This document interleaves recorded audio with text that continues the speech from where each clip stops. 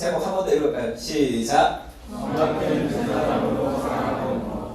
네, 그 사무엘상 9장 15절에서 21절입니다. 우리 다음 주까지 해서 두 번에 걸쳐서 좀 말씀을 전하려고 합니다.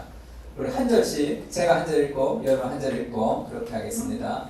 사울이 오기 전날에 여호와께서 사무엘에게 알게 하여 이르시되 내일 이맘때 내가 분명히 땅에서 한 사람을 내게 보내리니 너는 그에게 기름을 부어 내 백성 이스라엘의 지도자로 삼으라.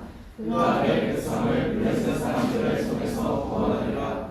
내 백성의 불주인이 내게 상달되었으므로 내가 그들을 돌보았노라 하셨더니 사무엘이 사울을 볼 때에 여호와께서 그에게 이르시되 보라 이는 내가 내게 말한 사람이니 이가 내 백성을 다스리리라 하시니라.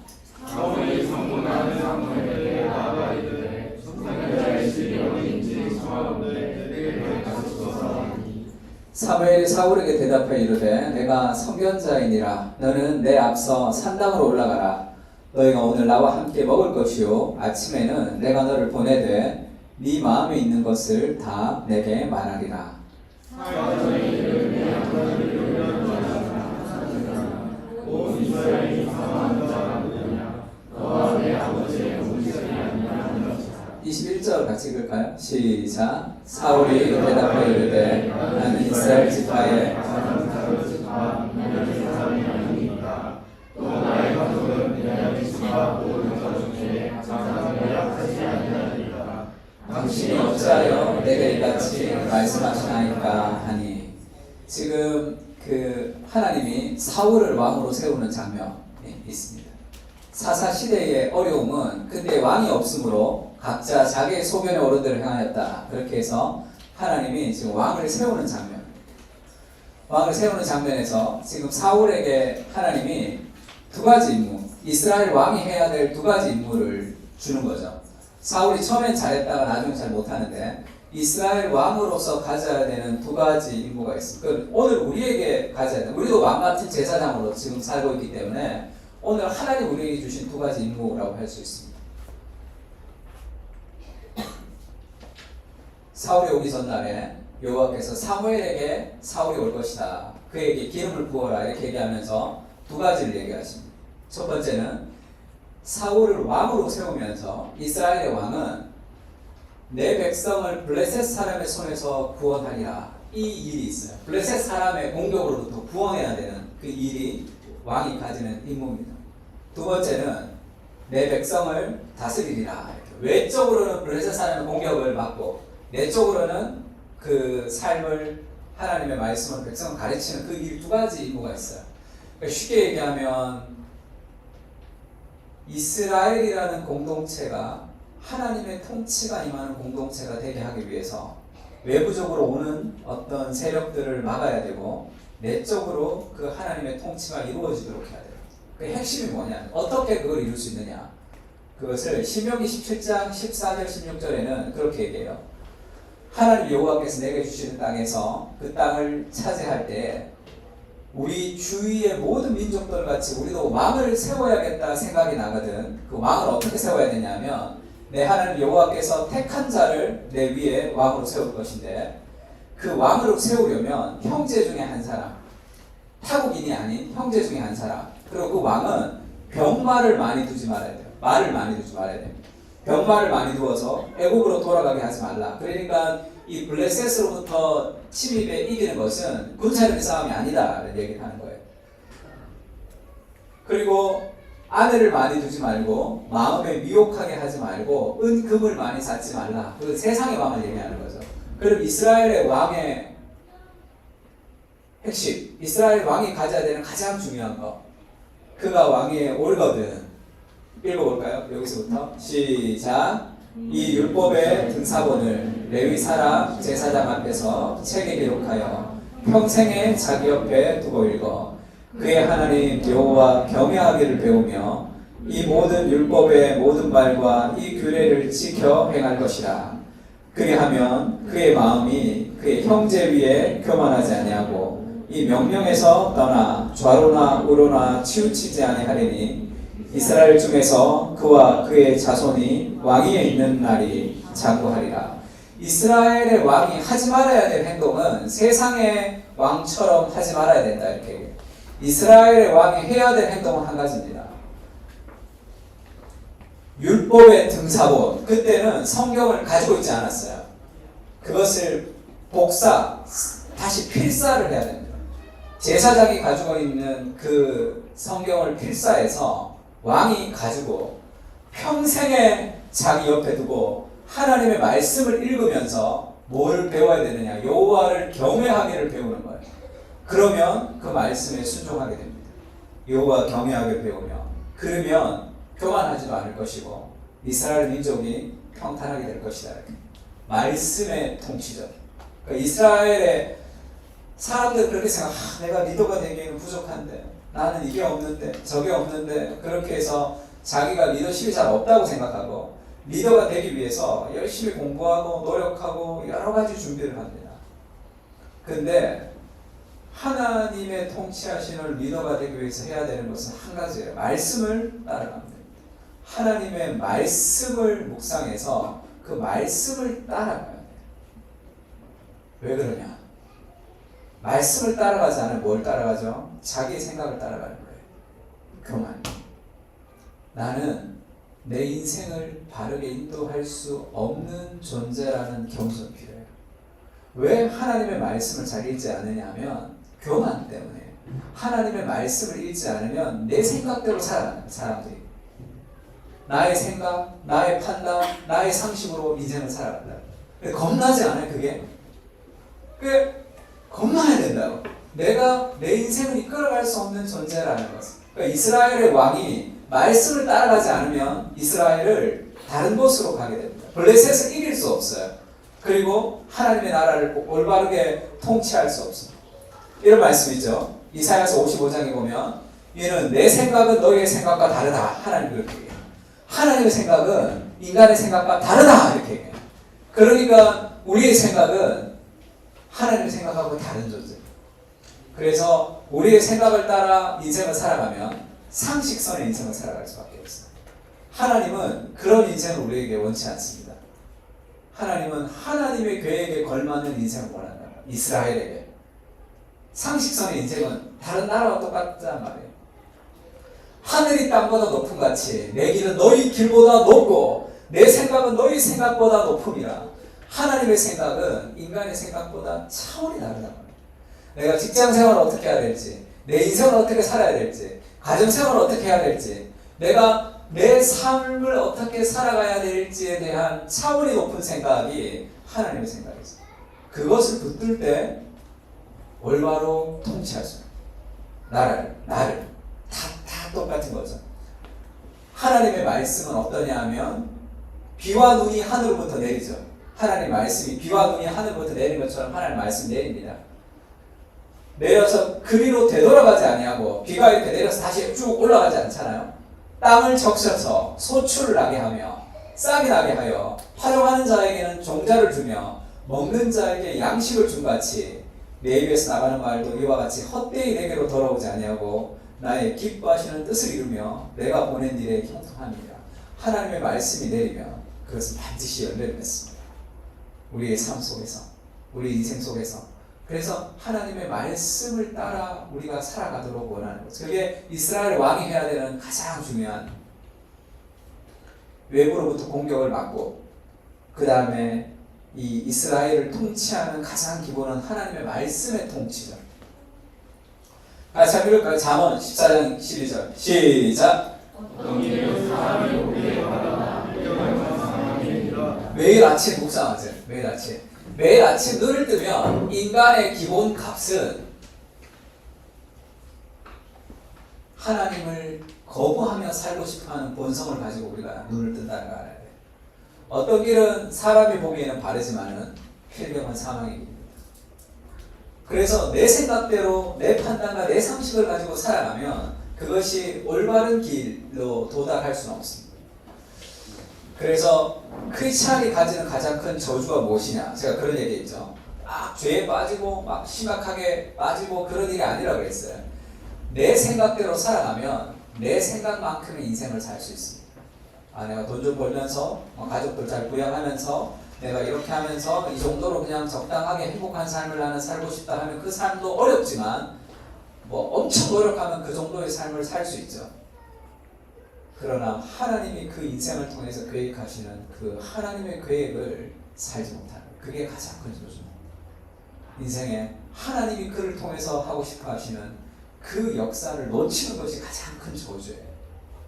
내가 막 이렇게 죄를 짓거나 무너지거나 하나님이 나를 뭐 어떤 이렇게 잘못된 길로 인도하는 것이 아니라 인간의 생각을 따라 살아가는 상식선의 인생, 그것이 하나님의 그런 원대하신 계획을 살지 못하게 하는 얼마나 안타까운 거예요. 전기만 꽂으면 충전이 되면서 전원을 쓸 수 있는데 그걸 꽂지 않아서 살아간다는 것은 그것은 냉장고 가지고 소꿉놀이 하는 거랑 비슷합니다. 그걸 활용하는 거죠. 사용 설명서가 있잖아요. 인생에 모든 기계는 사용 설명서대로 설명할 때 제일 좋죠. 인간의 사용 설명서가 하나님 말씀이에요. 그 말씀을 따라 순종할 때 우리가 가장 효과적으로 살아갈 수 있도록 그렇게 지음바 되었습니다. 요한복음 15장 12절 같이 읽을까요? 시작.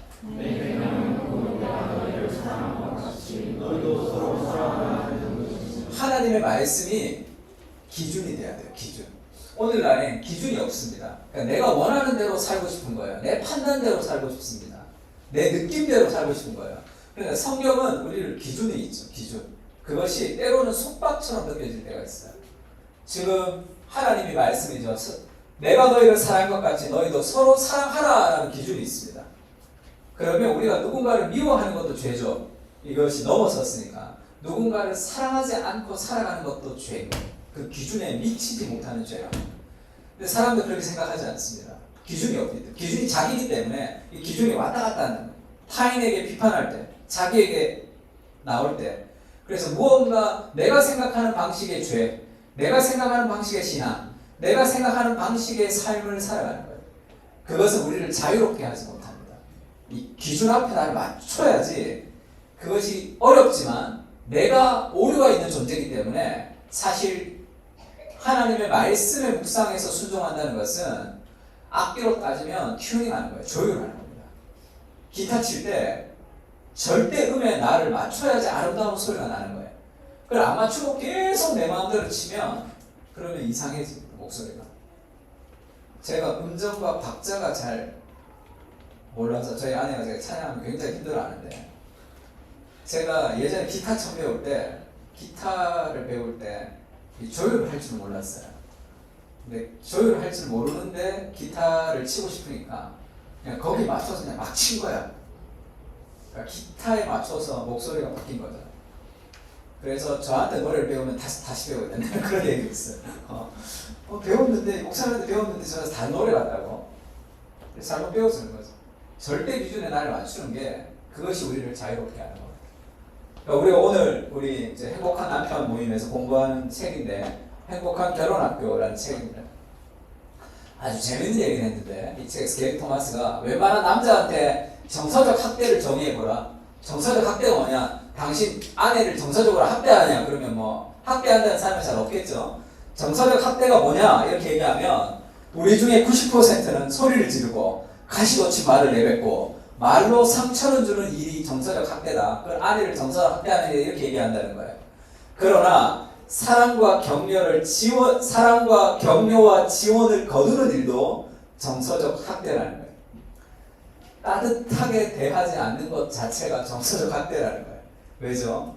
기준에 미치지 못하는 죄를. 서로 사랑하라. 지식을 따라 아내를 사랑하라 하는 그 하나님, 내가 너희를 사랑한 것 같이 너희를 서로 사랑하라라는 그 기준에 미치지 못한다. 그래서 자귀의 죄, 자귀가 뭡니까? 왜 어떡하죠? 이 고의로 짓는 죄를 이 자귀의 죄라 그러죠. 우리가 자귀의 죄에 못지않게 박탈의 죄도 여기에 해당할 수 있다. 하지 않는 것, 그것도 잘못됐다.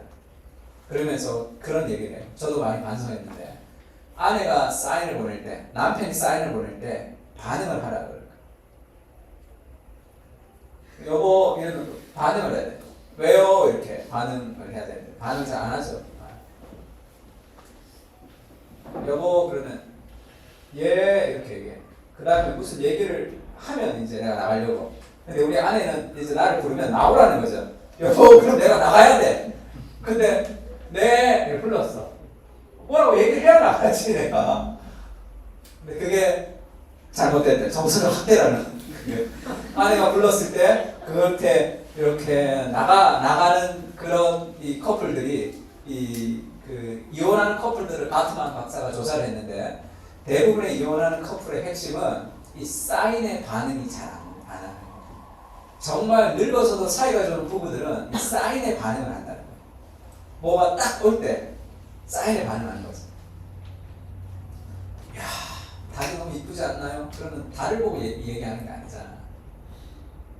야, 너무 좋네요. 이렇게 얘기해. 아, 당신 너무 좋아하는군요. 이렇게 얘기하면 되잖아. 저기 이뻐? 이런 식으로. 그럼 뭐 정서를 확대 뭐 하는 거죠. 기준이 있으면 그 기준에 우리를 맞춰갈 때 삶에서도 풍성한 삶의 열매를 맺을 수 있습니다. 근데 말씀의 기준이 없기 때문에 내 기준을 따라 살아가는 거예요. 그것은 올바른 관계성을 세워갈 수 없습니다. 그래서 블레셋으로부터 우리를 어떻게 구원해야 되냐 그렇게 얘기하죠. 여호수아가 모세가 죽고 나서 두려워 떨었을 때 너의 평생에 능히 너를 대적할 자가 없을 것이다. 왜냐하면 내가 너와 함께 있을 것이다 이렇게 얘기하죠. 그러면서 너는 전쟁에서 승리하게 될 것이다. 블레셋으로부터 너희는 승리하게 될 것이다. 내가 너와 함께한다. 그러면 어떻게 하나님이 함께하는 것을 우리가 경험할 수 있는 거죠. 내가 너를 떠나지 아니하고 버리지 아니하리니 강하고 담대하라. 내가 그들의 조상에게 맹세하여 그들에게 주리라 한 땅은 이 백성이 차지하게 하리라 이렇게 약속하셨어요. 이 약속 어떻게 누릴 수 있느냐? 오직 강하고 극히 담대하여 나의 종 모세가 내게 명령한 같이 읽을까요? 시작. 내게 명령한 그 율법을 다 지켜야 하고 오거나 저거나 치우치지 말라. 그러면 어디로든지 형통하리니. 내가 너의 평생에 너를 대적할 자가 없을 것이다. 이렇게 네가 가는 곳마다 승리하게 될 것이다. 내가 너와 함께할 것이니까. 그런데 그것이 그냥 아무 때나 막 가면 승리하는 것이 아니라 하나님이 나와 함께 하신다는 삶의 그 확신을 가지니까 하나님이 어떻게 함께 하십니까? 말씀으로 함께 하십니다. 내가 명령한 율법들을 다 지켜 행하고 좌로나 우로나 치우치지 아니하면 너의 평생에 형통하게 될 것이고 너의 인생에 반드시 열매가 맺게 될 것이다. 이렇게. 그래서 이스라엘 왕이 해야 되는 블레셋으로부터 우리를 구원할 수 있는 그 힘은 하나님의 말씀에 순종하는 것. 두 가지가 다 하나님의 말씀에 순종하는 것. 이스라엘 왕이 해야 될 중요한 일, 블레셋으로부터 우리를 구원하고 이 백성을 다스리는 일은 다 하나님의 말씀에 대한 순종으로 이루어집니다. 백성을 다스리는 일도 마찬가지죠. 하나님의 말씀은 하나님의 의지, 하나님의 인격입니다. 하나님은 단순히 법령을 얘기한 게 아니에요. 이렇게 살아라 저렇게 살아라는 법령이 아니라 모든 하나님의 말씀은 하나님의 의지와 하나님의 정서, 하나님 그분의 인격의 반영입니다. 그래서 온 하나님의 말씀을 우리가 다 읽고 순종하면 이 나라가 그 이스라엘이 하나님이 통치하시는 하나님의 나라가 된다는 뜻이에요. 그래서 우리 교회가 이 천국의 그림자가 되려면 모든 사람들이 하나님의 말씀을 믿고 만약에 100% 신뢰를 하면서 100% 순종하게 되면 여기는 하나님의 통치가 이루어지는 천국이 됩니다. 하나님의 나라가 되는 거예요. 하나님의 통치는 말씀의 통치죠. 그래서 이스라엘의 주셨던 모세오경은 개인의 책이 아니라고 그랬어요. 큐티를 적용할 때 우리도 매일 UCT 교리문답을 할 때 마지막에 세 번째가 공동체를 위한 기도죠. 왜 그러냐면 성경은 개인에게 준 책이 아닙니다. 공동체에게 준 거예요. 이스라엘의 공동체가 하나님이 통치하시는 하나님의 나라가 되기 위해서 하나님이 주셨단 말이에요. 그러니까 이 왕이 하나님의 말씀을 믿고 좌로나 우로나 치우치지 않을 때 하나님의 통치가 백성들에게 하나님 말씀을 가르치고 그 하나님의 말씀을 따라 순종하는 공동체가 될 때 그 이스라엘은 하나님의 나라가 되는 거죠. 하나님의 통치하시는. 그것이 이스라엘의 왕이 가져야 되는 가장 중요한 임무. 우리 인생의 가장 중요한 임무죠. 내 삶에도 하나님의 통치가 임하려면 하나님의 말씀의 통치가 임해요. 그렇지 않으면 내 생각을 따라 살아가는 거예요. 내 생각이 하나님의 말씀보다 더 괜찮습니다. 그렇게 얘기하는 거죠. 아담과 하와가 왜 범죄를 했습니까? 내가 생각하기에는 내 인생의 행복이 하나님의 말씀을 따라서 순종하는 것보다 내 생각이 더 나를 더 행복하게 할 것 같다 생각하는 거죠. 그래서 동산 중앙에 있는 나무의 실과를 먹지 말라 했던 그 하나님의 말씀을 오해하고 뱀의 말을 듣고 내가 내 생각을 따라 하나님의 말씀이 아닌 다른 생각을 선택할 때 삶의 결과가 좋지 않다. 우리는 그렇게 지은 바 되지 않았습니다. 기름을 넣어야 되는데 가스를 넣으면 가지가 않는다. 그러면 오늘날에 우리가 하나님의 말씀의 통치가 이루어지는 그런 우리가 이스라엘의 왕으로 우리가 왕같은 제사장으로 부름을 받았는데 우리 인생에서 우리 공동체 안에서 우리가 블레셋을 물리친다는 것은 외부적인 어떤 무엇이 영향을 받지 않도록 하는 거죠. 그것은 문화의 내러티브를 우리가 극복하며 살아가는 것을 의미하기도 합니다. 그것이 말씀의 통치죠. 말씀의 통치. 근데 왜 이렇게 오늘날 이 말씀의 통치가 잘 이루어지지 않느냐 하면 이스라엘도 하나님의 말씀의 통치가 이루어지지 않는 이유는 계속 블레셋과 전쟁을 해야 되기 때문에 두렵기 때문이죠. 하나님의 말씀의 통치가 그들을 안전하게 해주는데 그것을 생각하기가 쉽지가 않습니다. 오늘날은 이 블레셋의 손에서 구원해야 되는 블레셋이라는 것은 바쁜 거예요. 그래서 케빈 드형이 크레이지 비지 미친 듯이 바쁜 세상을 살아가고 있다. 오늘날은 엄청나게 바쁜 세상이 됐습니다. 그렇게 문화의 내러티브가 우리를 몰아가요. 왜 바쁜지도 모르지만 그렇게 바빠야지만 그렇게 뭐라 그럴까요? 좋은 것처럼 느껴진다.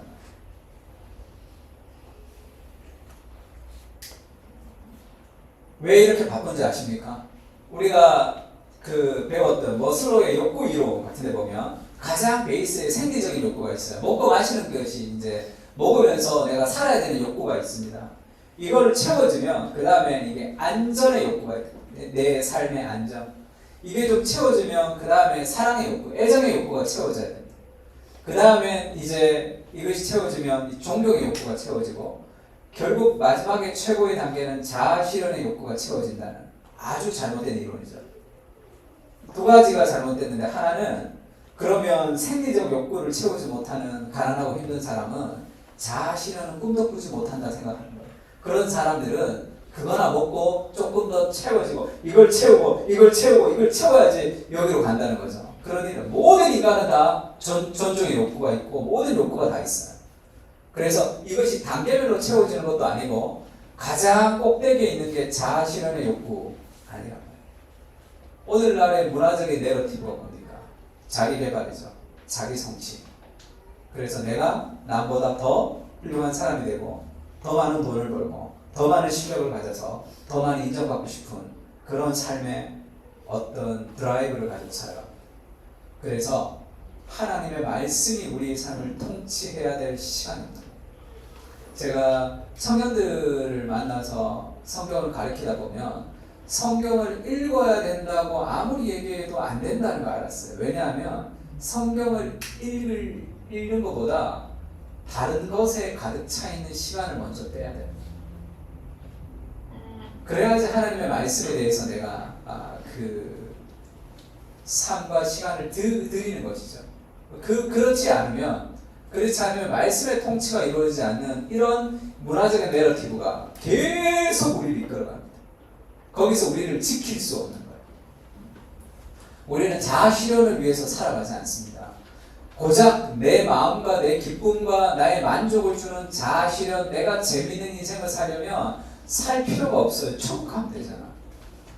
천국 가면 이 자아 실현보다 더 좋은 자아 실현을 누릴 수 있어요. J.D. 가이어가 그런 얘기했죠. 먹어도 살찌지 않는 그런 아이스크림이 천국에 있을 것이다. 그렇게 얘기했어요. 그 다음에 그 번지 점프보다 더 스릴 있고 안전한 그런 천국의 롯데월드에서 나는 그걸 하고 싶다. 그래서 버킷리스트를 꿈꾸며 살아가는 인생이 참 멍청하다 이런 얘기하죠. 천국 가면 그거 다 있는데 거기서 할 걸 여기서 왜 하냐. 거기서 하지 못하는 것들을 여기서 해야 된다. 그 얘기를 하는 거죠. 자아를 실현하기 위해서 살아가는 것은 그것이 우리는 자아 실현 그 이상의 비전을 하나님 주십니다. 내 인생보다 더 큰 하나님의 마음을 주신다. 그것이 우리 인생의 더 큰 삶의 비전으로 우리 이끌어가야 돼요. 팅켈의 이과의 고생은 그렇게 나오죠. 삶에는 일만 필요한 게 아니라 일이 없으면 의미 있는 삶을 살 수 없지만 일이 필요하죠. 일은 반드시 필요합니다. 그래서 우리가 가는 천국은 일이 없는 곳이 아니에요. 복숭아를 따먹는 물은 동원이 아니라 에덴에서도 일이 있었죠. 죄가 없는 곳. 일은 하나님의 통치를 이루어가는 인간을 존엄하게 하는 중요한 일입니다. 근데 일만이 삶의 유일한 의미라고는 말할 수 없어요. 그러니까 직업을 통해서 어떤 일을 통해서 내가 어떤 행위를 통해서 자기의 가치를 인정받으려고 하는 모든 것은 다 성경으로부터 나온 생각은 아닙니다. 일을 삶의 목적으로 삼는다면 거룩한 일이라 하더라도 하나님을 대적하는 우상으로 삶을 수 있다?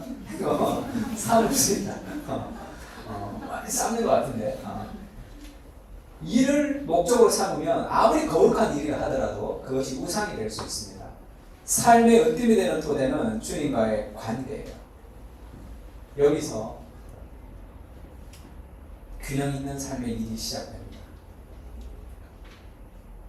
이것은 다른 요소들, 일, 우정, 가족, 여가, 행복을 비롯해 다른 요소들을 값지게 여기고 중독과 왜곡에 이르지 않도록 막아주는 예방약이다. 주님과의 관계가 회복되면 일, 우정, 가족, 여가, 행복이 다 균형 잡혀요. 다 누릴 수 있습니다. 그것을 다 즐길 수 있어요. 그러나 일이 우상이 되면 그것이 우리를 잡아먹습니다. 결국 가족, 우정, 여가, 행복 다 이것이 올바로 그 제자리를 찾지 못하게 된다. 그것이 오늘날 우리에게 몰아붙이는 그런 문화적인 내러티브죠. 여러분 인생에서 가장 큰 관심이 뭡니까? 하나님과의 관계입니까? 아니면 어떤 일입니까? 내가 뭘 하고 싶어하는 삶이 그 순서가 바뀌어야 돼. 그래야지 내 삶의 일도 균형 있게 나갈 수 있어요. 더 많은 성취와 더 많은 영향력을 가지고 더 기분 좋게 일할 수 있는 거예요. 옛날 수도사들은 종교적인 행위로 구원을 받으려고 제가 어제 새벽 4시 정도에 이걸 작성이 끝나서 그런가 지금 거의 애썼어 하면 이렇게 종교적인 행위로 구원을 받으려고 했어요. 사람들은 옛날 수도사들은. 그래서 기둥 그 수도사들은 하늘 가까이 가서 이제 기도하고 싶었습니다. 그래서 혼자 올라가서 세상과 등지고 기둥에 올라가서 혼자 이제 음식 가지고 기둥에 올라가서 거기서 기도했던 사람이 있어요. 그러니까 그 사람보다 더 기도하고 싶거든. 기둥을 더 올렸어. 어떤 사람이. 옛날 기둥 수도사들은 기둥 올리기 내기라는 거예요. 더 많이, 더 높게, 더 오래. 그런 종교적인 행위를 통해서 구원을 받으려고 하는 거죠. 오늘날의 사람들은 직업에 성공해서 구원, 자존심과 자부심을 찾으러 한다. 그러다 보니 높은 보수와 지위를 보장하는 자리에 연연하며 삐뚤어진 방식으로 그런 일을 섬기게 된다. 그래서 그런 사람들을 동경하기도 하죠. 그러나 복음은 일에 기대어 자신을 입증하고 정체성을 지키라는 압력에서 해방시켜줍니다. 복음은 일로부터 우리를 해방시켜줍니다. 남들이 애쓰고 수고해서 얻으려는 것들, 구원과 자부심과 선한 양심, 평안 따위를 일을 통해서 얻으려고 한단 말이에요. 크리스찬들은 이미 그리스도 안에서 소유하고 있으므로 이제 하나님과 이웃을 사랑하기 위해 일하면 그만이다. 즐거이 감당하는 희생이자 자유가 보장된 제안이다. 정말 멋있는 표현이죠. 크리스찬들은 사람들이 그렇게 일을 통해서 하나님의 말씀을 읽을 시간이 없을 만큼 우리가 일하는 그 삶의 드라이브가 잘못됐다는 거죠.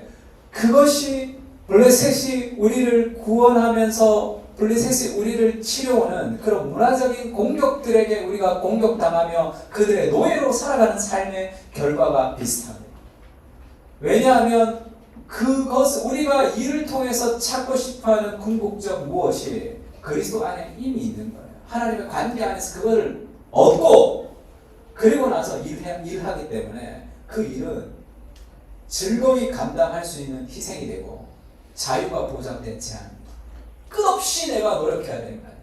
시간만 나면 끝없이 뭘 해야 되는 거 아니에요. 그래서 제가 그 육아휴직이나 휴직을 하는 사람들한테 늘 하는 얘기가 있습니다. 뭐 하려고 하지 마라. 한 2달을 아무것도 하지 마라. 그러면 어떨 것 같아요? 불안해. 아무것도 안 하는 게 더 힘들어요. 뭘 하는 것보다. 내가 지금 여기 쉬니까 지금 이 몇 달에 쉬는 시간에 막 영어도 공부하고 뭐도 하고 내가 뭐 하려고 하고 있단 말이에요. 그렇게 했던 사람들 중에 6개월이 지났더니 정말 내가 뿌듯하다 이런 사람은 잘 없습니다. 뭘 하지 않아요. 아무것도 하지 않고 한 2달을 있어봐야 돼요. 어마어마하게 힘듭니다. 왜죠? 우리를 계속 몰아가는 그런 삶의 어떤 내러티브가 있다. 그것이 하나님과의 관계성에서 이미 얻은 거예요. 우리의 일은 더 균형 있는 일입니다. 우리의 공부는, 우리의 직장생활은, 우리의 가정생활은, 우리의 육아는 훨씬 더 안정감 가운데 우리가 살아갈 수 있는 거예요. 그게 먼저란 말이에요. 유대인은 표적을 구하고 헬라인의 지혜를 찾으나 십자가는 유대인이 찾는 표적과 헬라인이 찾는 지혜를 줄 수는 없습니다. 그것이 꺼리고 미련한 것이지만 그들이 찾는 궁극적인 지혜와 그들이 찾는 궁극적인 그런 표적을 십자가가 준다. 그리스도는 하나님의 능력이요 하나님의 지혜다 이렇게 얘기했습니다. 이것을 이 바울의 이 표현을 빌려서 팀 켈러가 yes, no, but yes의 방식이다 이렇게 얘기했습니다. yes라는 것은 먼저 받아들이고 그 다음에 no, 그 중에 잘못된 것을 얘기하고 그 다음에 그것을 다시 고쳐서 yes로 만드는 그 방식으로 얘기한다는 거죠. 그러니까 유대인은 표적을 구하고 헬라인은 지혜를 찾습니다. 오늘날의 사람들은 사랑을 구하고 자유를 구하고 성공을 구합니다. 그것은 yes, 좋은 거라는 거예요. 그들이 뭔가를 찾는 것은 인간의 갈망이 있다는 거잖아요. 그 갈망은 결국 하나님을 만날 때 해결되는 거예요. 하나님을 찾는 겁니다. 그런데 일과 사랑과 다른 것을 찾을 뿐이에요. 그래서 그거 찾는 것은 좋은 거죠. 열심히 일하고 싶은 것은 좋은 겁니다. 그러나 내가 열심히 일하는 그것을 통해서 내가 원하는 궁극적인 그것이 그곳에는 없다는 걸 알아야 돼요. 그게 노예요. 그러면 내가 열심히 일하고 사랑과 자유를 통해서 얻고 싶어하는 내 인생의 궁극적인 무엇은 그리스도 아닙니다. 그래서 얘기 한번 한 적이 있죠. 마이클 존 큐직이라는 사람이 쓴 하나님을 탐닉하라는 책입니다. 서핑포가 이 서핑, 포르노를 서핑했던 사람이에요. 그래서 그렇게 중독으로 빠졌다가 회복된 사람이에요. 이 체스 스톤이 얘기죠. 그러니까 술집의 문을 두드리는 사람은 하나님의 천국의 문을 두드린다. 그렇게 얘기했죠. 그러니까 술집의 문을 두드리는, 왜 술집의 문을 두드리는 사람이 천국의 문을 두드리냐 하면 술집의 문을 두드린다는 것은 뭐라고 얘기했어요? 내 안에 어떤 갈망이 있는 거죠. 내가 지금 뭔가 부족하다는 거예요. 뭔가를 원하는 것이 있다는 거예요. 술과 마약과 알코올과 요즘 연예인들 마약 사건 나오는데 우리 아내가 그런 얘기하죠. 너무 불쌍하다는 거예요. 그 삶이 연예인들 삶은 더 불쌍해요. 옆에서 또 얼마나 그 사람들이 있겠어요. 그들이 찾는 그것은 결국 하나님을 찾아야지 없어지는 갈망이에요. 그러니까 술과 마약과 성을 찾는 것은 하나님이 저쪽에 있고 반대로 가는 게 아니라 그랬죠. 하나님이 저기 있는데 내가 반대로 가는 게 아니라 하나님을 깨 나가고 있는 거예요. 근데 여기에 머무르는 거야. 술과 성과 마약으로는 해결되지 않는다면 그것이 그 삶의 갈망이 그것은 하나님을 만날 때만 해결되는 거죠. 동일합니다. 직업을 통해서 내가 얻고 싶어하는 삶의 성공, 연애를 통해서 내가 얻고 싶어하는 삶의 사랑, 자유. 그래서 우리 제자반 할 때 모여서 젊은 친구들이잖아요. 다 결혼하지 않는 젊은 친구들이 모여 있으니까 결혼하는 자매의 얘기가 나왔는데 프로포즈 얘기가 나왔습니다. 프로포즈 받았나, 프로포즈 받지 않았나, 프로포즈를 해야 된다, 말아야 된다는 수많은 얘기가 나왔어요. 결혼하고 우리 저기 엄마들한테 물어봐. 왜 사냐면 웃지요. 하나도 중요하지 않는 그런 살아봐. 프로포즈가 뭐 내 인생에 뭐 그것이 뭐 결혼 생활을 이끌어가는 힘이 되는 게 아니에요. 그러니까 정말 내가 원했던 궁극적인 사랑도 결혼해 보면 내가 원했던 사랑의 갈망은 결혼 안에는 없는 거야. 그리스도 안에 있는 거야. 그래서 그리스도로 만족하지 못하는 결혼 생활은 결국 내 인생에 무언가 허전함이 여전히 남아있다는 걸 아는 거야. 정말 좋은 사람과 결혼해도 정말 원하는 결혼을 했지만 성공도 마찬가지, 직장도 마찬가지. 정말 내가 원하는 삶의 어떤 단계에 도달해서 내가 그 자리에 가면 그래도 채워지지 않는 삶의 갈망이 있다는 걸 아는 거예요. 왜 모르느냐? 못 가봤거든, 거기를. 그래서 계속 우리한테 그런 유혹을 하는 거죠. 이게 어거스틴이 고백록에서 그렇게 얘기했습니다. 하나님께서 우리를 지었기 때문에 우리의 마음은 하나님 안에서 안식할 때까지 쉴 수 없습니다. 하나님을 만날 때, 그러니까 내가 하나님을 찾는 거예요. 술과 마약과 성을 찾는 것은 여기라고. 이것을 하나님을 만나서 만족을 누릴 때 이것은 사라지게 됩니다. 그 갈망이 없는 건 아니에요. 그 갈망이 있지만 더 이상 그보다 더 큰 갈망이 있다. 영광의 무게에서 C.S. 루이스가 그렇게 얘기하죠. 자신의 행복을 추구하는 것은 나쁜 게 아니다. 우리는 행복을 추구하는 존재죠. 왜? 하나님이 진정한 행복이니까. 삼위일체 행복하신 하나님이 행복을 나눠주기 위해서 우리를 창조하셨거든요. 그 관계성 안에 참된 행복이 있습니다. 그래서 하나님은 우리의 갈망이 너무 강하기는커녕 약하다고 말씀하신다. 우리가 갈망이 약한 거예요. 고작 술과 성과 성공과 자유와 사랑에 만족하려고 하기 때문에 이 진정한 만족이 없는 거예요. 마치 바닷가에서 휴일을 보내고자 말해도 그게 무슨 뜻인지 몰라서 빈민가 한 구석에서 진흙탕이나 만들고 놀고 싶어하는 철없는 아이와 같다. 우리는 너무 쉽게 만족하는 바닷가에서 휴일을 보내자 이렇게 얘기할 때 그게 뭔지를 몰라가지고 싫어요 하면서 이 빈민가에서 시궁창에서 진흙파이 놀이하는 아이와 같다. 우리는 너무 쉽게 만족하는 거예요. 그래서 진정한 만족이 없습니다. 하나님의 말씀의 통치 아래 우리가 갈 때 그때 만족이 있는 거예요. 삶의 안에. 그래서 yes, no, but yes. 그리스도 안에 궁극적인 만족이 있습니다. 거기까지 좀 나아가야 돼요. 거기까지 나아가야 돼요. 기도가 우리의 영혼의 어떤 갈망을 해소하는, 내 삶의 여러 가지 삶의 스트레스를 해소하는 그런 인격적인 하나님을 만나서 그 단계까지 기도가 자라가야 돼요. 그러면 삶에서 웬만한 문제들 앞에 자신감이 생깁니다. 하나님 함께 있어요. 내 삶에 이런 문제, 저런 문제, 이런 스트레스, 저런 스트레스가 있잖아요. 기도를 통해서 하나님에게 정말 하나님의 사랑과 하나님의 은혜가 우리를 정화하시고, 저도 개척하고 얼마 안 됐을 때 그때는 수요 예배를 드리자 그러면 한 명 오고 막 그랬어요. 한 명 오고 두 명 오고 막 그랬어요. 이렇게 교회를 할 수 있을까? 그런 생각까지 막 들었을 때, 야, 내가 이게 개척이 맞나? 나는 내가 이 개척을 한다는 게 나랑 맞나? 그런 미축이 이렇게. 그러니까 주일날 가는 게 너무 힘든 거예요. 주일날 안 가고 싶은 거예요. 너무 누르니까. 그런 얘기 있죠. 엄마, 나 오늘 교회 안 갈래. 교회 가자. 교회 안 갈래. 계속 얘기하니까 엄마가 그렇게 네가 목사인데 교회 안 가면 누가 설교하냐 그래서 교회 가는 그런 얘기가 있어요. 우리 엄마는 없었지만 하여튼 그런 마음이었어요. 계시록에 보면 그런, 왜 우리 어르신들 기도할 때 보면 하나님께서 뭐 하나님의 장중에 붙들어 주시고 이런, 장중이라는 것은 하나님의 손바닥이죠. 하나님의 손바닥으로 붙들어 달라는 그런 표현이죠. 그게 원래 계시록에 있는 말씀입니다. 계시록에 하나님이 7별과 그 촛대를 거느시는 그 하나님이 그 교회의 지도자들 그 촛대를 하나님이 예수 그리스도가 손으로 붙잡고 계신다는 그런 말씀이 있어요. 그래서 그날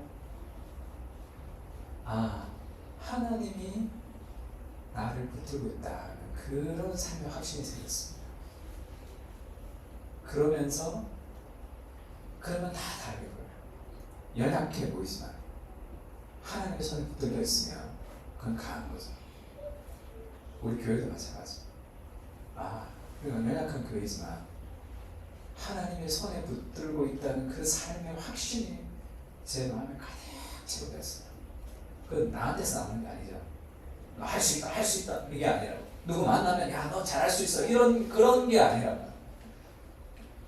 하나님이 나를 자신의 손에 붙들고 있다는 그 삶의 확신이죠. 그 거룩한 임재가 우리의 삶에 모든 것을 나아갈 수 있는 출발이 됩니다.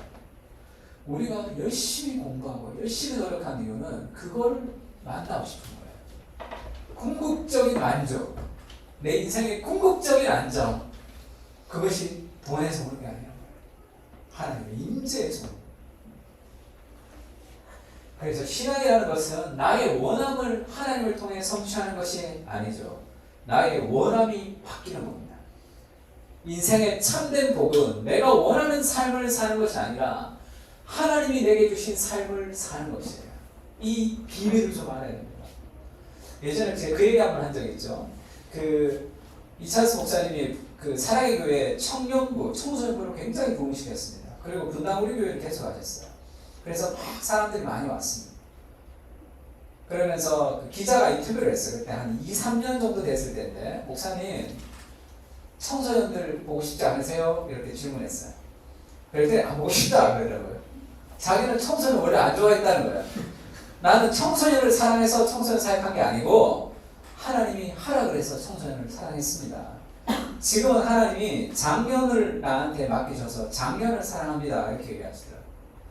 그때는 내가 너무 냉정하지 않나? 저거 읽는 청소년들 상처받지 않나? 그런 생각했는데 제가 그 얘기를 몇 달 전에 물었어요. 목사님 제가 몇십 년 전에 읽었던 내용인데 내가 전도사 때 읽었던 게 내가 기도하다가 생각이 났나? 그래서 물어보고 싶었어요. 그때가 나이 40 정도밖에 되지 않는 아주 젊은 목사인데 그런 걸 깨달았다는 게 참 너무 놀랍기도 하고 그래서 그때는 내가 잘 이해를 못했는데 지금 내가 무슨 말인지 좀 알겠습니다. 그 얘기했더니 그거를 어떻게 그렇게 기억하고 찾았냐 하면서 저한테 식당에서 밥 먹으면서 얘기했는데 한마디는 했는데 고 목사 원래 자기가 하고 싶어 하는 게 아니고 하나님이 시키는 거 하면 돼. 내가 하고 싶은 거 하면 2년에 한 번씩 일을 바꿔야 될 거야. 이렇게 얘기하시죠. 내가 하고 싶은 거 가슴 뛰는 일 그러면 2년에 한 번씩 바꿔야 돼. 내가 하고 싶은 결혼 2년에 한 번씩 결혼 다시 해라. 3년에 한 번씩 뭐 이렇게 그런 일은 없어요. 그런 거 내가 하고 싶은 일 내가 좋아하는 일 그것이 우리 인생의 궁극적 만족을 주는 것이 아니라 나의 원함이 바뀌어야 되는 거예요. 내가 원하는 갈망이 바뀐다고 하나님을 경험하면서 더 이상의 내가 원했던 그 갈망이 그것이 어린아이의 일을 버렸더라 하듯이 어린아이 일처럼 보인단 말이에요. 그 은혜가 지속되면 결국은 아무것도 원하는 것이 없는 상태가 됩니다.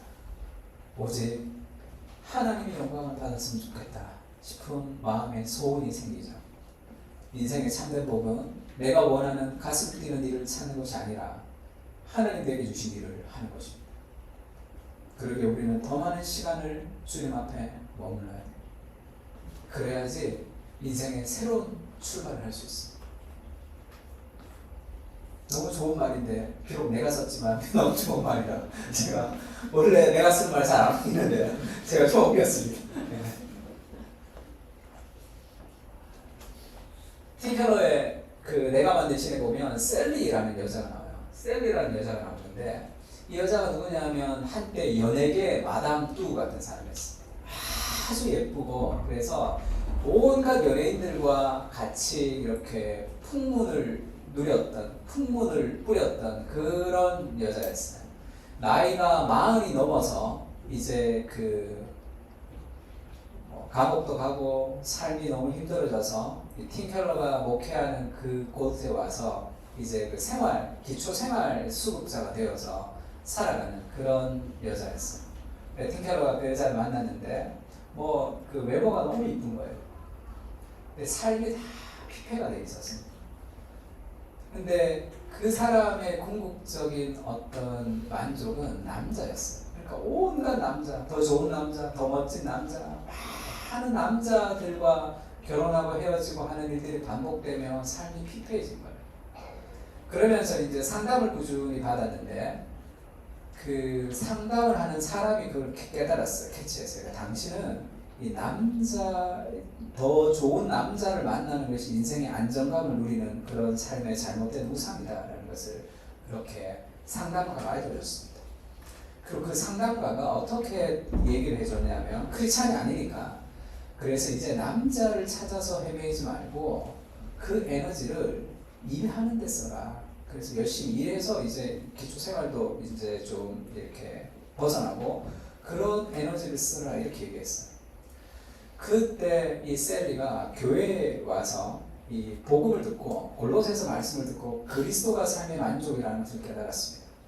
그러면서 그 상담가가 했던 얘기가 틀렸다는 걸 알았어요. 그 상담가는 쉽게 얘기하면 남자를 찾는 여자의 우상을 직업으로 성공하는 남자의 우상으로 바꾸는 겁니다. 우상의 대상을 바꾸는 거라는 거예요. 그러면서 인생의 궁극적인 만족이 그리스도에 있다는 골로새서 말씀이 자기 마음에 심어졌다. 그러면서 지금 나이가 40이 되고 늙었지만 자기 인생에 여전히 남자와 결혼하고 아름다운 결혼 생활을 할 수도 있다고 생각이 든다. 그것도 내가 열려있다. 그러나 이제는 어디 가서 마음에 드는 남자를 만날 때 내가 마음을 확 주지도 않는다. 저것은 진짜가 아니야. 내 인생의 궁극적인 갈망은 그리스도 안에 있다. 그것을 생각하면 그 사람을 훨씬 더 객관적으로, 훨씬 더 편안하게, 훨씬 더 잘 볼 수 있다. 결국 그 복음이 우리를 더 건강하고 아름다운 결혼 생활로 이끌어가는 거예요. 그 삶에 만족이 있는 거죠. 그래서 팀 켈러가 이렇게 얘기합니다. 내가 바라볼 대상 중에 모든 가짜 신을 능히 물리치게 할 만큼 아름다운 분이 누구인가? 이 질문의 답은 하나뿐이죠. 조지 허버트는 십자가의 예수님을 바라보며 이렇게 말했다. 내 사랑스러운 주여, 주님만이 나의 생명이요 빛이요 아름다움입니다. 그런 삶의 인격적인 그런 삶의 만족을 그리스도 안에서 누릴 때 그 다음에 우리 삶의 출발입니다. 그래서 이스라엘 왕에게 블레셋부터 오는 공격, 그 다음에 이스라엘을 다스리는 한 가지 하나님의 말씀을 순종하는 삶을 살아갈 때 하나님께서 그 땅을 평안하게 지켜주는 하나님의 통치가 된다고 얘기합니다.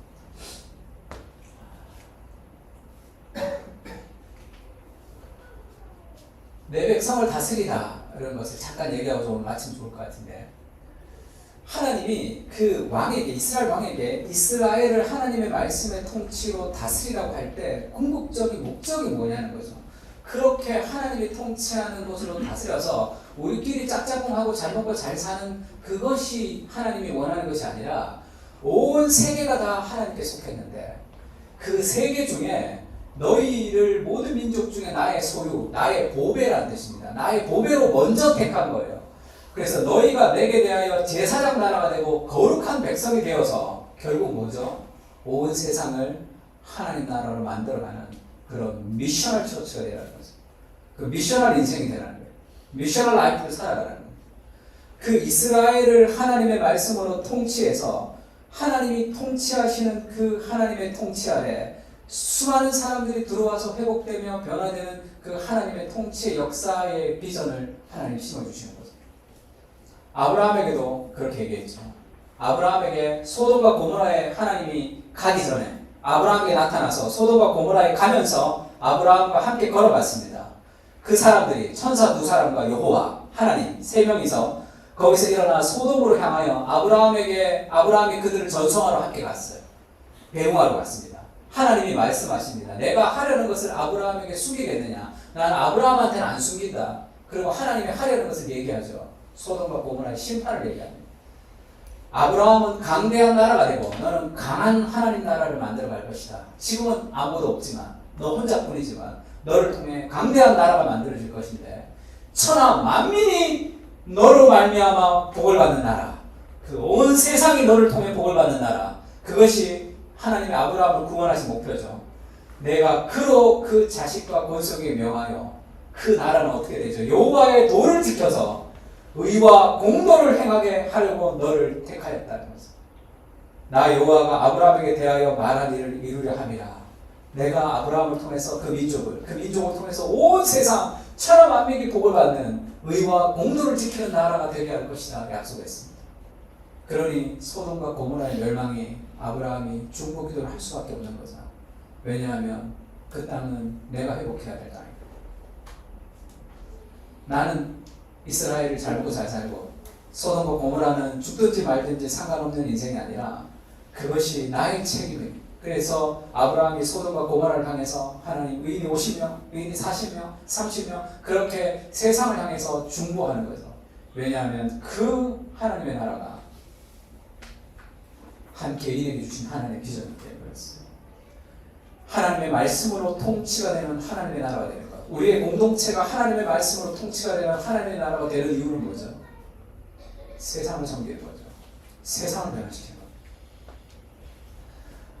이번 주에 읽었던 책 능력주의 함정이라는 책이 있어요. 기독교 윤리의 관점에서 본 능력주의라는 책입니다. 그래서 기독교 윤리 학자들이 오늘날 있는 능력주의에 대해서 여러 가지 이제 글들을 기고했어요. 그 중에 한 가지가 제 마음에 꽂혔는데, 성공하는 과정에서 여러 가지 방식으로 사회 공동체에 덕을 잇거나 빛을 찌고 있기 때문에 공공선의 기여할 의무가 있죠. 내가 개인적으로 성공했지만 그것은 사회가 우리에게 주신 선물을 받았기 때문에 공공선에 기여해야 된다 이렇게 얘기합니다. 이게 안 되기 때문에 능력주의, 개인의 능력주의가 생기는 거죠. 공공선이라는 것은 흔히 자본주의 소비 사회에서 내세우는 그것이 아니고 뭐 시민적 공동선이다 이렇게 얘기했습니다. 그럼 마지막에 이렇게 얘기해요. 달리 말하면 사회적 상승만이 아니라 민주적 발전에 필요한 연대와 시민의식의 강화를 가리킨다. 내가 혼자 능력 가운데 성공하고 살아가는 삶의 가치만 가져야 되는 게 아니라 이 사회 전체가 함께 더 민주적이 되는, 사회 전체가 함께 발전하는 그 가치에 인생을 드릴 필요가 있다는 거죠. 그것이 더 큰 어떤 삶의 비전이다.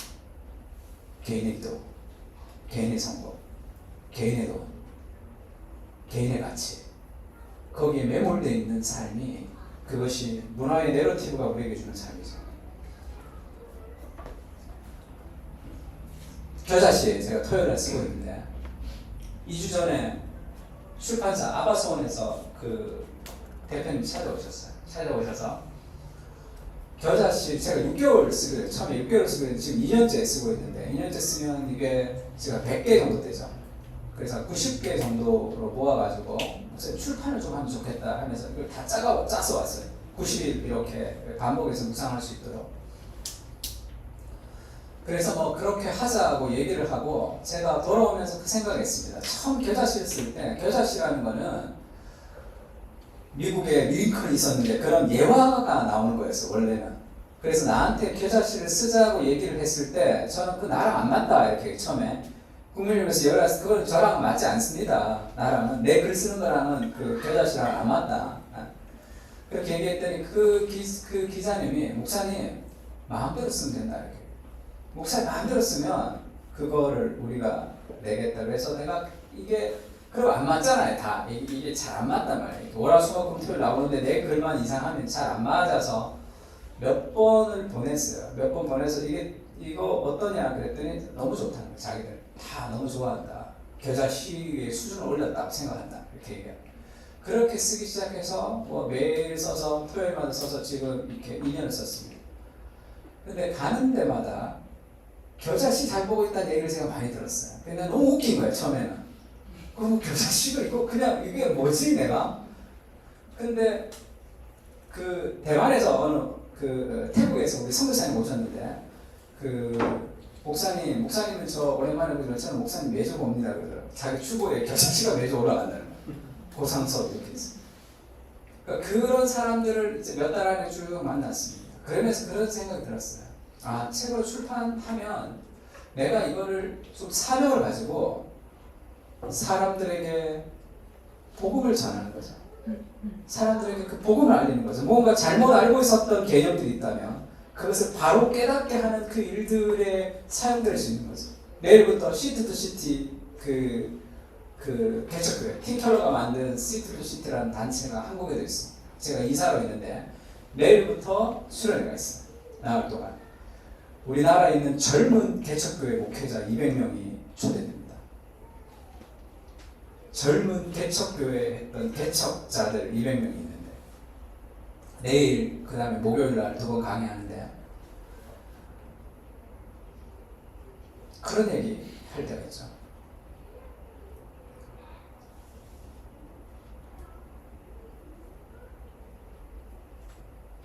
어디 많이 돌아다니지 말고 자기 교회 하나 열심히 하는 게 낫다.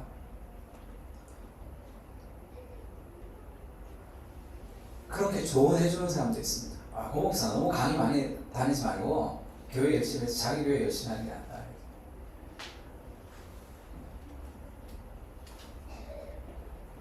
그렇게 우리 교회를 건강하게 만들어도 개교회의 건강에 불과합니다. 그러면 그 정도 비전이 우리 인생의 비전이 되서는 안 돼요. 우리 교회가 건강하고 사람들이 많고 우리 교회 한 교회가 뭐 몇만 명이 되어도 서울은 하나도 바뀌지 않아요. 우리가 살아가는 세상에는 개인의 악이 있습니다. 우리가 고치고 우리가 순종하고 우리가 바꿔야 될 개인의 악이 있지만 구조적인 악이 있죠. 이 능력주의에 대해서 이 세상의 능력주의가 남들이 고생하든 말든 내 하나가 기도하면서 잘 되면 되는 세상이 아니라 이 세상의 능력주의 안에 살아가는 세상 속에서 고통하는 수많은 사람들이 있는 거죠. 좀 삶의 비전을 가져야 돼요. 하나님 우리를 통해서 우리의 공동체를 통해서 그래서 수많은 그런 지역의 교회들의 연대를 통해서 세상이 바뀌어야지 문화가 바뀌는 겁니다. 로마 시대에는 소수인 기독교가 로마를 뒤집었어요. 그런 복음의 능력이 왜 오늘날에는 없습니까? 문화적인 내러티브를 좀 거부하고 우리가 하나님의 말씀의 공동체로 하나님의 말씀을 통치하는 공동체로 우리가 헌신하며 살아가는 것을 시작으로 더 많은 사람들과 연대하며 더 많은 곳에서 우리가 만나는 수많은 사람들의 생각을 우리가 바꿔주고 힘든 사람들을 위로하는 복음을 알려야 될 이유들이 거기에 있어요. 어제도 종로에 있는 아주 오래되고 큰 교회에 갔다 왔어요. 소그룹 세미나를 갔다 왔는데 가는데 2시간 오는데 2시간이에요. 뭐 기름값, 뭐 강사비도 얼마 안 들어요. 기름값과 우리 필립이, 희준이 양고기 사주면 다 없어져요. 그 토요일 날 내가 그 시간을 두고 그래서 제가 어제 4시 반에 잤습니다.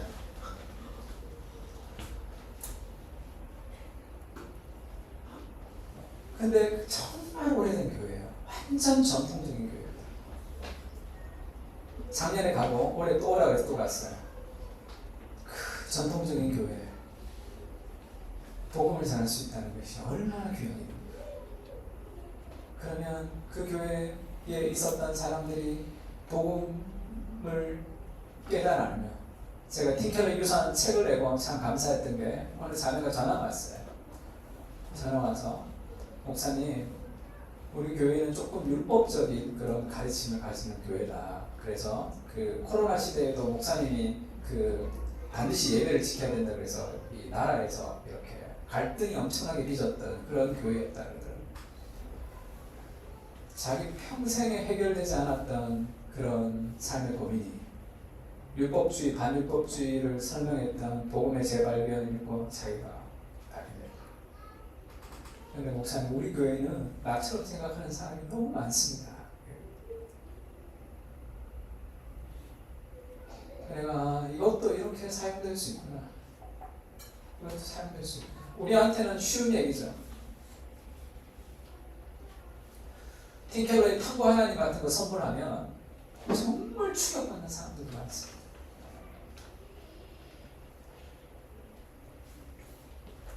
틴켈러가 센터처치에서 그렇게 얘기해요. 자기에게 꿈이 있는데 도시를 바꾸고 싶다는 거예요. 왜죠?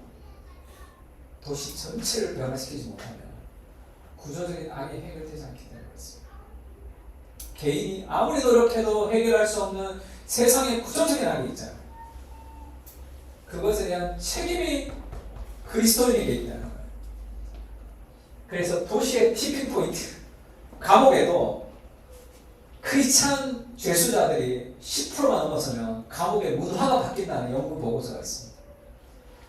그래서 지금 뉴욕 도시의 한복판에 틴켈러가 자기 교회만 하는 것이 아니라 시티 투 시티를 만들어서 젊은 교역자들을 양성하고 수많은 교회들을 연대하는 이유가 뭡니까? 한국에도 시티 시티를 만들어서 그렇게 연대하는 이유가 뭐예요? 세상을 바꾸고 싶단 말이에요. 왜죠? 구조적인 악 가운데 고통하는 사람들이 있잖아요. 그 책임이 우리에게 있다. 구조를 바꾸려면 문화가 바뀌어야 됩니다. 문화가 바뀌려면 문화를 바꿀 수 있는 문화와 상관없이 문화적인 내러티브가 아닌 하나님의 말씀의 통치가 이루어지는 하나님의 공동체가 필요하고 그 공동체들의 연대가 필요한 거죠. 한 교회의 부흥으로는 안 되는 거예요. 그래서 도시의 티핑 포인트를 정확하게 알아내는 과학적인 방법은 없지만 그 지점은 복음이 도시 생활과 문화에 가시적인 영향을 끼치기 시작하는 때다. 도시의 문화에 가시적인 영향을 끼쳐서 비즈니스를 좀 바꾸고 세상을 좀 바꿔 가야지 이 구조적인 이 문화의 악을 우리가 극복해 나갈 수 있는 거 아니에요. 우리는 뉴욕시에서 도심의 인구의 10%가 복음 중심적인 교회에 참여하는 때가 오기를 기도하며 사역하고 있다. 상상해보라. 만일 맨하탄과 같은 곳에 많은 신자들이 있어 대부분의 뉴요커들이 자기가 존경하는 한 명의 그리스도인들을 실제로 안 되면 어떤 일이 벌어지겠는가요? 우리가 복음을 따라 살아가는 사람들이 세상의 곳곳에 직장 가운데 있을 때 믿지 않는 사람들이 한 명이라도 복음과 안에서 변화된 크리스찬들을 보는 그런 세상이 된다면 세상이 어떻게 되겠냐? 그걸 바꾸고 싶은 거죠. 혼자서 할 수 없습니다. 한 교회로도 할 수 없는 거예요. 우리가 건강한 공동체가 되고 우리가 가는 곳곳마다 하나님의 말씀의 통치를 따라 이루어지는 그 삶의 마음이 있어요. 틴켈러가 죽기 전에 썼죠. 센터처치를. 마지막에 그렇게 문장을 했습니다. 자기가 뉴욕으로 갈 때 1%였대요. 자기가 은퇴할 때 5%입니다. 아직 10%가 아직 멀었죠. 자기가 죽을 때까지 이것이 이루어지지 않을 수도 있지만 그러나 하나님의 비전은 계속 진행이 되고 이 책을 읽는 모두가 그런 비전에 동참했으면 좋겠다. 복음의 생태계를 만드는 거죠. 복음의 생태계. 모든 크리스찬들을 격려하고 위로해야 됩니다. 너희는 수준 떨어지는 교회야. 우리는 더 잘하는 교회야. 그것은 비복음적인 삶이죠. 모든 세상에 있는 믿지 않는 사람들을 우리가 복음 안에서 안식을 누리게 해야 되고 세상의 모든 믿는 사람들을 진정한 복음으로 갈 수 있도록 도와줘야 될 책임이 우리에게 있다. 그러면서 사무엘이 사울에게 그렇게 얘기합니다. 사흘 전에 내 암나기를 염려하지 말라. 잃어버린 온 이스라엘이 사모하는 자가 누구냐? 너와 내 아버지의 온질이 아니냐? 사흘 전에 잃은 암나기를 염려하지 말라. 네가 더 큰 것을 염려해야 될 것이다. 이스라엘에 사모하는 자가 할 때 사모라는 말은 보석이라는 말을 바꿀 수 있어.